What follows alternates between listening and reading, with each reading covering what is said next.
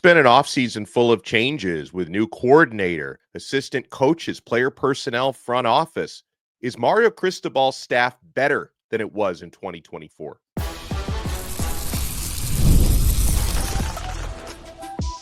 You are Locked On Canes, your daily podcast on the Miami Hurricanes, part of the Locked On Podcast Network, your team every day.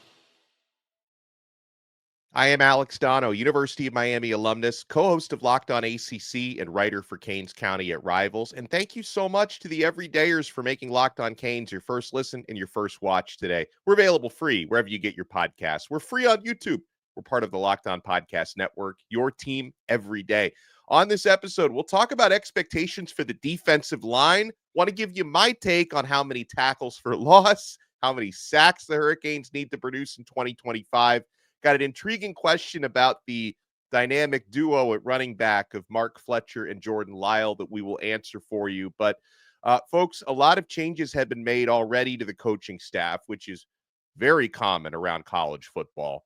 Coaches come and go. Now, in the case of Miami, you had a defense that really underperformed last season. Heads had to roll on the defensive staff, so a ton of changes. Has Mario Cristobal upgraded his staff? Because Coach says that every single year. Anytime you have turnover, sometimes you'll have a coach take a different opportunity or a better opportunity to go to the NFL. You have to change coaches. Mario Cristobal always says you look at those opportunities as a chance to upgrade your staff. Has Coach Cristobal done that? Now, of course, we just celebrated yesterday the return to Coral Gables of new defensive line coach, former Miami Hurricanes defensive lineman Damione Lewis. Damione Lewis is going to work with Jason Taylor coaching the defensive line. Jason Taylor, of course, who we love, and we're happy Miami is keeping him on the staff because every year there's always these rumors about like Ohio State every year has, are they going to poach Jason Taylor from Miami? It appears Coach Taylor, of course, is staying at the U. And he's going to work with Damione Lewis. And honestly, this could be the best defensive line coaching, best tag team in America.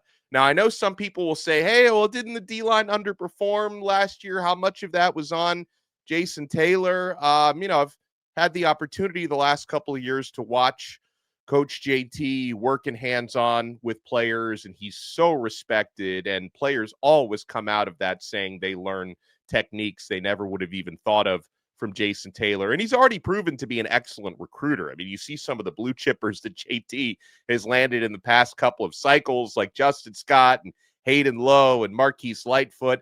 He's already one of the better recruiters out there. And I do certainly believe that Jason Taylor can coach. And I know Damione Lewis can coach. I mean, he just did a wonderful job with the defensive tackles and defensive ends. He was coaching the D-line at Colorado for the last couple of years. That unit was 11th in America in sacks, very disruptive.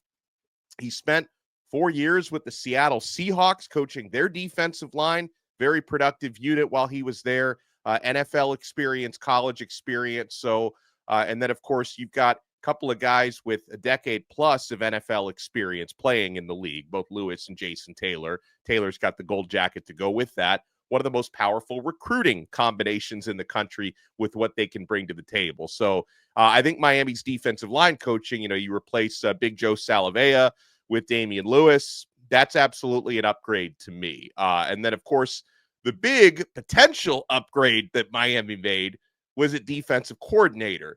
Lance Guidry, I really enjoyed covering him the past couple of years. Unfortunately, his unit not only underperformed last year, that being the entire defense, especially the position group that he was coaching, the safeties really underperformed last year. Not enough adjustments were made.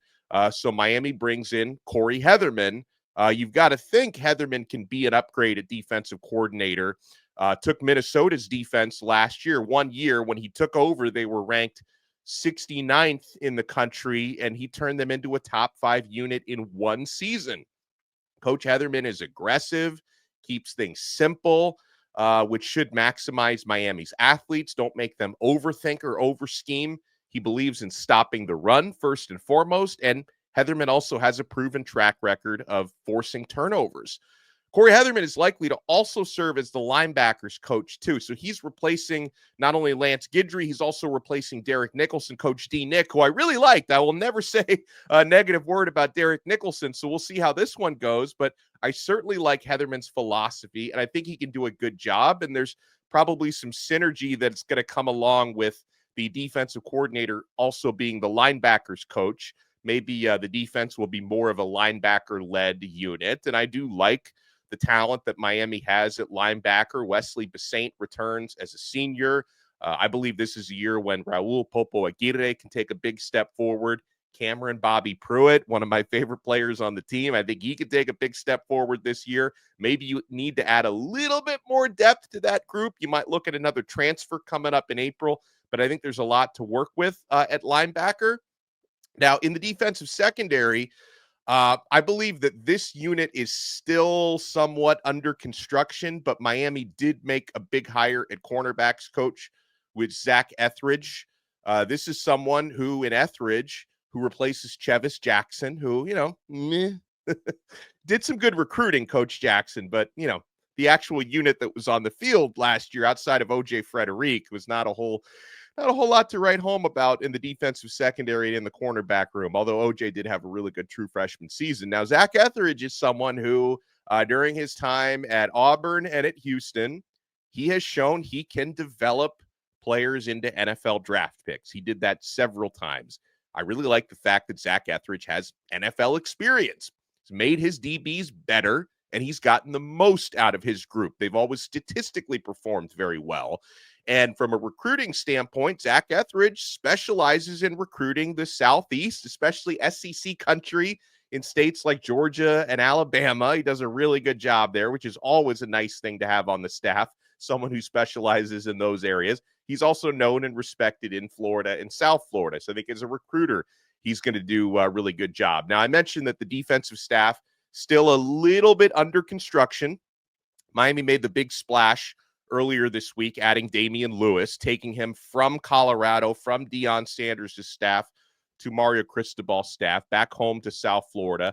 That was a big move, but Miami still seems to be looking for a safeties coach, someone to partner up with Zach Etheridge, who will likely focus on the corners, someone to coach the safeties. I would certainly expect that move to be made before March 3rd, which is when spring football opens up. And it could happen sooner than that. So we'll keep our eyes out for safeties coach. On the offensive side of the ball, listen, for all the changes that were made on defense, and changes give you an opportunity, like Cristobal says, to upgrade. I'm happy, though, that on offense, it's the status quo, because why not? Continuity. Every coach on that side of the football, from Matt Merritt coaching the running backs, of course, Alex Mirabal coaching one of the better offensive lines in the country, Kevin Beard, who we love at receivers coach, Coach Woodle coaching the tight ends, Shannon Dawson coaching the quarterbacks and the offensive coordinator. Every coach on that side of the ball offense, they earned themselves all another year after overseeing the nation's number one offense. And of course, the player who was the primary driver to that is no longer in the unit, but they deserve that continuity. I think it's good for the rest of the offensive players to have that continuity on a staff that really performed. So we'll see how Shannon Dawson can follow things up after a quarterback change. But guess what? He's got another really good quarterback, because Carson Beck should be one of the best in the country. This is a guy that, if not for his elbow injury at the end of his season at Georgia, probably would have followed through with his NFL draft. I think a big reason why Beck decided to back out of the NFL, play another year in college, was because of the elbow injury. He wasn't going to be available for pro day and combine, which was going to affect his draft stock. So I think that's a big reason why Carson Beck is here and not, getting ready to go to Indianapolis for the combine and for the NFL draft. So Miami has a big opportunity to coach one of the more prominent quarterbacks in the country. Hurricanes have what should be one of the top offensive lines in America and an excellent running back room. We'll talk more about it because we got questions about it. When it comes to the personnel, there's a lot of new faces at tight end, new faces at receiver. Miami lost most of their top pass catchers from last year. But when we're talking about the staff, okay, let's recap who's in and who was out. So Miami replaced Lance Guidry, and Derek Nicholson with Corey Hetherman, who's the defensive coordinator and likely the linebackers coach. I don't want to say that 100% for sure, but it looks like that's going to happen. Miami replaced Chevis Jackson with Zach Etheridge. Miami replaced Big Joe Salavea with Damian Lewis. Miami also added, I don't want to forget about Coach Terry Jefferson as an assistant defensive back coach. He's going to fill a prominent analyst role, which I think was a really good move. And, Miami also, Cristobal made moves when it comes to his player personnel department to help scout, right, which is big for recruiting these days. You want to run your player personnel departments kind of like NFL front offices when it comes to scouting players. I thought, adding Taylor Edwards, who's a prominent player personnel guy, and Kiki Misipeka, who was a former GM at Hawaii, who has great connections in the Pacific Islands, adding to the staff. I think that was a good move. So you guys let me know. I think the verdict for me is the staff on paper looks very much upgraded. You don't know for sure till you see how they perform on the field. But, I believe making some of these moves, Damian Lewis, Zach Etheridge, especially Corey Hetherman, I believe the staff has been upgraded from last year. Let me know what you think in the comments below. Does Mario Cristobal have a better coaching staff and front? I don't think in the front office, I don't think it's debatable because you didn't really get rid of anybody. You added people. Taylor Edwards, proven track record when it comes to scouting players, and Misipeka did a good job in Hawaii. I think there's no question in my mind the staff has been upgraded. You guys let me know what you think in the comments below. We have a lot more to get to on this episode of Locked On Canes, including can Miami raise their special teams return game, and who is going to shine brighter between Mark Fletcher and Jordan Lyle. You want to keep it locked right here on Locked On Canes. After the holiday hustle, there's nothing like giving your home a little TLC. I always find that decluttering and refreshing my space helps me get back into a routine. Whether you're tidying up, clearing out, or you just want to give your space a new look to start the year, Wayfair has everything you need, all within your budget. I'm currently looking for furniture, and their huge selection makes it easy to find pieces that fit my style and budget. My favorite part, the free and hassle-free delivery, even for larger items. Wayfair's site was so easy to navigate, and I found everything I needed in no time. There's something for every style and every home, no matter your space or budget. So give your home the refresh it needs with Wayfair. Head to wayfair.com right now. That's Wayfair.com. Wayfair, every style, every home. Thank you so much for making this episode of Locked On Canes your first listen and your first watch today. Make sure for your next listen, you check out Locked On College Football. Spencer McLaughlin does a fantastic job taking you through all the big offseason storylines. As we know, college football, even when the games aren't being played, NIL, transfer portal, recruiting, realignment, there's always something going on. And Locked On College Football, free wherever you get your podcasts and free on YouTube, keeps you updated on all of that stuff. Just want to let you know, guys, I'm not unaware that Miami won a basketball game last night and that Miami has won 2 out of their last 3 basketball games. So we will talk about it before this episode is over because we got a little ACC pride, a little Hurricanes pride, and I got to see our Canes beat Jackson Holzer's Syracuse Orange. Our friend Jackson from Locked On Syracuse was very upset about his team's performance last night. We get this question from Locked On Canes insider, the Giant Ninja, who says, I've been hearing a lot of buzz that Jordan Lyle might be the guy this year. But he says, I think Mark Fletcher is still better. Any thoughts?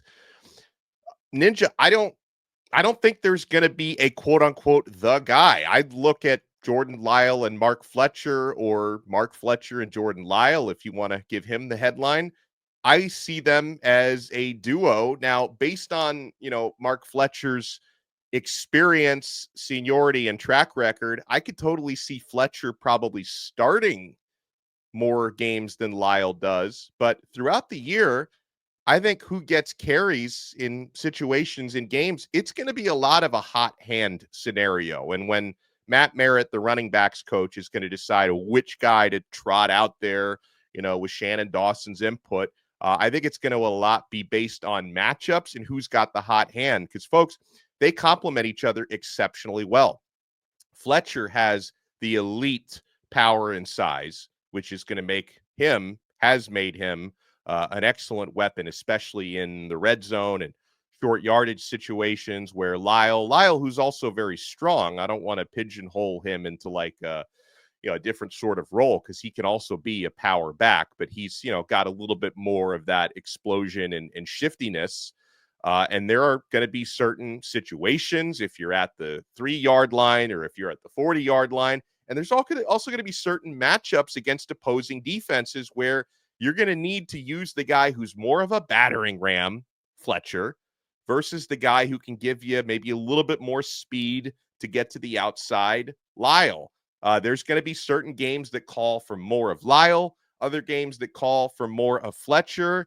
And the ultimate luxury is being able to use both of them in the same game, because guess what? If you give maybe, Fletcher 13 carries in a game and Lyle 11 carries, you've got fresh legs out there. You're wearing down defenses because both of these guys can engage in contact and, make those linebackers start to make some business decisions out there. And so I've seen the same buzz that you have, Giant Ninja. And obviously people are very high on Lyle after the year he had. I mean, he broke off a 91-yard run last season, longest play from scrimmage in Miami Hurricanes history. Had a really good true freshman season, 400 carries on 54 yards. Fletcher obviously had a really good year as well. Both of them playing behind Damian Martinez. Fletcher had 607 rushing yards, 9 touchdowns, which was almost double what he had as a true freshman. He averaged 5.4 yards per carry, which was about a half yard up from his previous average. And so, I don't see like a number 1 and a number 2 back. I see a 1A and a 1B, and I think they're both going to be incredibly important. And, I think even with the two of them carrying the heaviest of loads, don't sleep on Gerard Pringle, even as a true freshman, getting some work, because I think Pringle can maybe have the sort of impact that Lyle had last year as a true freshman. So Miami's going to go at least 3 deep with their running back rotation. And, Chris Wheatley-Humphrey, who's a speed demon, Hellcat, can also get some work there. So, in terms of like who is going to be the guy this year at running back, frankly, I don't care who it is, because I think the guy could be different game by game, drive by drive. And I just want the best for Miami's backfield. And I absolutely feel there's going to be certain games when Mark Fletcher, oh my gosh, he scored 3 touchdowns and rushed for 120 yards today.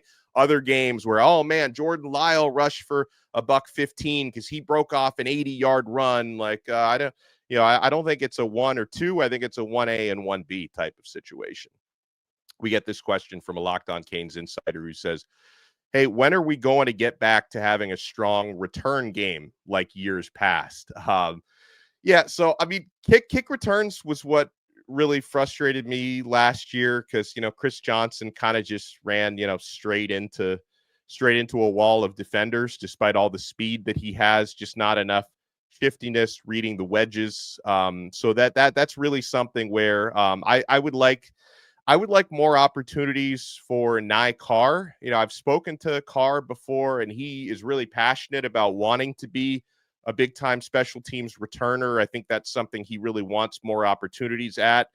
So I hope he's able to get those. Maybe, Ray Joseph, I know that he didn't always make the most of his punt return opportunities, but there could still be potential there. And Malachi Toney coming in as a true freshman, I think he could be a game changer when it comes to kick and punt return situations, because he is extremely shifty and has kind of a high IQ for how to make people miss.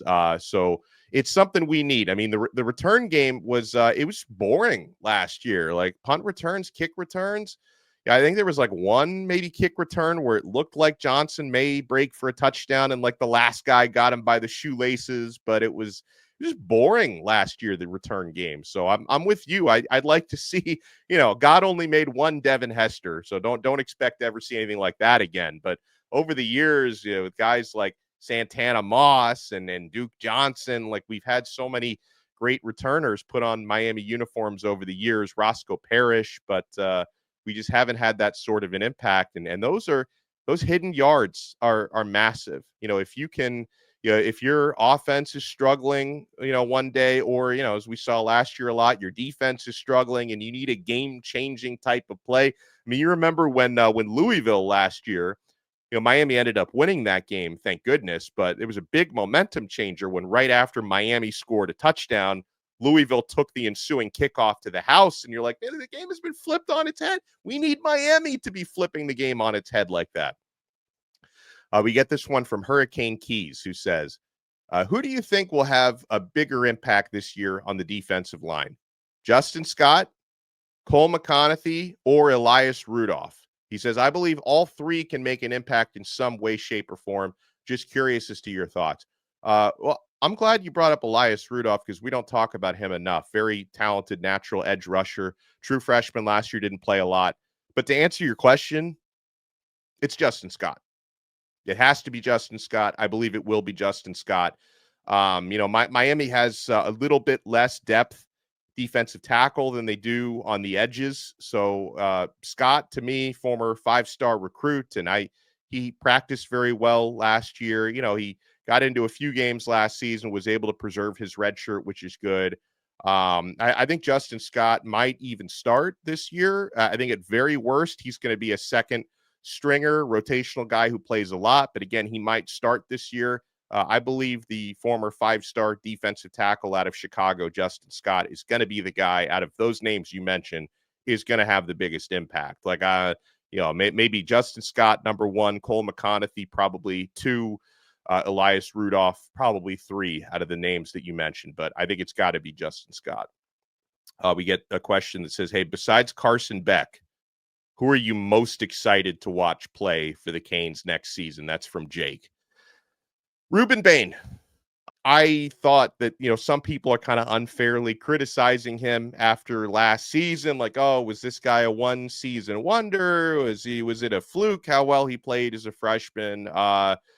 Ruben Bain, he's always dominant in practice. And, when he did play last year, remember he missed time last year with injury, but when he did play last year, was getting a lot of extra attention and double teams and that sort of stuff. And it was just a weird, not good year for Miami's defense as a whole. So I think Ruben Bain is going to bounce back in a big way. And I think he was more affected by injury last year than people realize because he was playing through a lot of stuff last season. So honestly, you remember just the joy that we had watching Hurricane Bain in 2023 as a true freshman, just dominant and unblockable and all that good stuff. I think we can return to that in 2025. And, I'm going to go with Ruben Hurricane Bain as the guy that I'm most excited to watch. And it's also going to be frustrating to watch him because he gets held so much. Bain gets held on almost every play, and they call it like 1 out of every 10 times. So we'll see. We'll see when the referees actually decide to throw the flags when appropriate. I like this question a lot from 818 Callie Kane, who says, hey, what's your expectation for the defensive line this year now that we have our coaches set there in terms of production? What do you expect when it comes to things like sacks and tackles for loss? So I've got clear expectations when it comes to sacks and TFL. So last season, Miami underperformed in both of those categories. Miami had 36 team sacks last year, which I think ranks somewhere like in the 30s, maybe nationally. However, just a lot of, what they did get were kind of in certain games, like the Florida game, USF game, FAMU, if you even want to count. Like it was like feast or famine. Like in certain games, they put up really big sack numbers. And then in other games, they were virtually non-existent. So more consistency is important. But 36 sacks last year, I want to see that number in 2025 rise from 36 to around 45. I look at 45, and listen, if they can get 50, I'd be perfectly happy with that. But I look at 45 to me as the magic number. If Miami had gotten 45 sacks last year, they would have been in the top 5 nationally. And I think with the talent Miami has at the line of scrimmage, there's no reason why they can't be pressing for top 5, top 7 or 8 at the very worst. So I want to see the sack numbers rise to 45, which would have them probably somewhere in the top 5. Miami last year had 84 tackles for loss. That ranked them 37th in the country in TFL. I think the magic number there is a very round, simple number, 100 get to triple-digit tackles for loss this year, that would have Miami probably top 10 in that category. So you've got to get into triple digits there. And listen, again, with the personnel and now with the Jason Taylor, Damian Lewis combination, and Lewis, Lewis says you got to stop the run to earn the right to rush the passer, which is fine because you can get tackles for loss either way in the running game, sacking quarterbacks, all that stuff. But I need both of those numbers to go significantly up. By the way, you hear me answering questions from Locked On Canes insiders. If you want to become a Locked On Canes insider, click the link in the show description below. You can try it free for 14 days. When you become an insider, you get text messages directly from my phone to yours, breaking news, questions and answers, rumors, recruiting scoops, all that good stuff. Try it free for 14 days. Then if you like it, you can opt in for $4.99 a month. Give you a lot of added value on there on the Locked On Canes insiders chat. Answer more questions on the other side. Plus, Matthew Cleveland goes off, and the Miami Hurricanes beat the Syracuse Orange. Basketball dubs, we get so few of them, but they feel so good. You want to keep it locked right here. We're not done yet on Locked On Canes.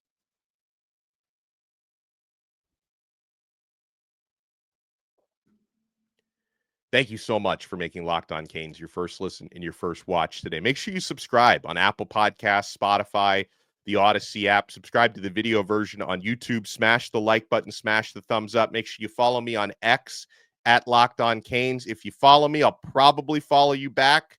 Although sometimes it's like I'm trying to hit all the follows back, and then Elon says too many. You can only follow certain number of people back per day. So we always try to do that. Let's see. We got more questions from Locked On Canes insiders here. How is the team's depth and talent in the linebacker position looking for the upcoming 25 season? That's from Gilbertito, our hermano from another madre. I'm sorry, not supposed to hit the H in hermano, our hermano from another madre. I like what Miami has at the top at linebacker. I think they could probably add like another weak side linebacker, like a really speedy sideline to sideline guy. If somebody becomes available in the transfer portal, I think you could probably use another quality depth piece there. But I'm big on Wesley Basaint, who's going to be a senior this coming season. He might even move to Mike linebacker this year. That's been some of the chatter. But no matter where he plays, I think Basaint is going to be a good one, especially now with all of his experience. I think Popo Aguirre has now gained enough experience. He could very well be a starter this coming season. Jalen Alderman, super experienced. He's still on the team. Alderman is going to be in his second year after transferring over from Louisville. And Cameron Bobby Pruitt, I really like. There's some younger guys in that linebacker room now. Kellen Wiley, I wonder if he can make an impact as a true freshman. So, I like what Miami has at linebacker. I just think they probably need one more piece, and I'm very anxious to see because that's going to be the unit that Corey Hetherman, the new defensive coordinator, specializes in. So if he can really get the most out of that group, we get a question from Mike, which is almost impossible to answer, but I hope I can. He says, "Hey, your thoughts on Miami's lack of discipline the past 3 years?" Coach Cristobal seems like such a no-nonsense and strict personality. It would seem natural that his teams would be very disciplined, and we are somehow the complete opposite, he says. I believe we had 6 touchdowns taken off the board due to knuckleheaded penalties alone. Think of the past year. If we had discipline, how many we may have had a chance, he says, to make a really deep run into the college football playoff despite a horrible defense. Well, here's the thing. You talk about the lack of discipline the past 3 years, which has been Mario Cristobal's tenure. I think you really need to zoom out to like the last 40 years or the last 20 years at least. This is certainly not a problem that Mario Cristobal created. This is a problem he inherited. Okay, so it's not as if he created this, but you could argue maybe he's not been successful in fixing it. I know he tries, and I know that consequences in practice are much different in Mario Cristobal's team than it was in, let's say, Manny Diaz's team. I don't think there was a lot of culture and discipline back in those days. Now, the guy who was responsible for most of those knuckleheaded, unsportsmanlike, a certain former wide receiver. He's no longer on the team. So maybe part of that just gets fixed by the, addition by subtraction. We'll see.